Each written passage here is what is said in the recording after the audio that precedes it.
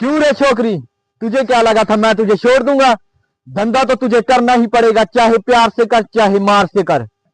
तू यही सोचती होगी ना कि मैं कितना कमीना और हरामी हूँ। हाँ, मैं हूँ हरामी। तुझे क्या लगा था मैं तुझसे प्यार करता हूँ? मैं तुझसे शादी करूंगा? ये क्या मजाक है? अरे साली, तेरे जैसी कितनों को मैंने पता अपने जाल में फंसाकर टिकाने लगा दिया है। शंकर दयाल मुझे ऐसे नहीं कहते, बनास तक मेरा नाम चलता है। अरे मैं जैसा जैसा कहूंगा वैसा वैसा करती जा, घबरा मत, कुछ नहीं होगा तुझे। अब तू कहेगी मुझे छूना मत, भगवान के लिए मुझे छोड़ दो, प्लीज मुझे छोड़ दो। ऐसे कैसे छोड़ दूं मेरी नैना?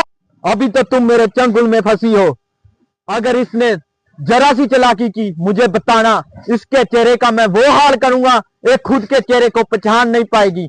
लेकर जा इसे।